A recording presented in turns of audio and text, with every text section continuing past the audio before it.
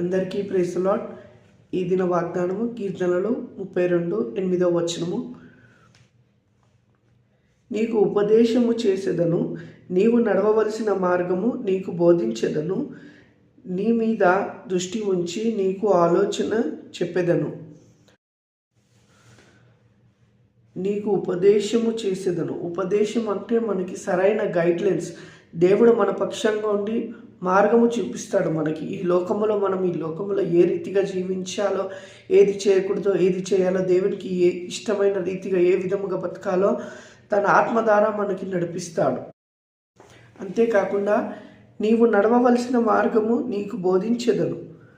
అంటే మనం ఈ లోకంలో ఏ రీతిగా నడవాలో మన ప్రభు మనకి బోధించుతాడు. అంటే సరైన రీతిలో మనం ఏ రీతిగా నడవాలో, ఈ లోకం అనే పాపంలో మనం పడకుండానట్లు మరి మనకి సరైన మార్గంలో మన ప్రభు మనల్ని నడిపిస్తాడు.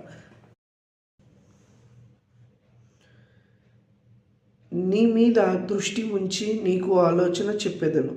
ఆయన తన దృష్టి ఉంచి మనకి ఆలోచన చెప్పేదను. అంటే ఈ లోకం నుంచి మనల్ని వేరు చేసి తనకిష్టమైన వారిగా మనల్ని ఏర్పరచుకొని మనము తనకి సమీపంగా జీవించే బిడ్డలుగా మనల్ని మార్చనేయం. ఈ యొక్క కొద్ది మాటలు దేవుడు దీవించునుగాక. ఆమేన్. పరిశుద్ధుడా, ప్రేమ గల తండ్రి ప్రభా, నీ బంగారు పాదాలకి వందనాలు ప్రభా. ఇదిగో నాయన, ఇవాళ దినము నాయన కీర్తనల గ్రంథం 32:8 వచనం ద్వారా మాతో మాట్లాడి మమ్మల్ని బలపరిచిన దేవా, నీకు వందనాలు ప్రభా. మరి నాయన ఈ యొక్క వాగ్దానం మా జీవితంలో నెరవేర్చుతండి ప్రభా.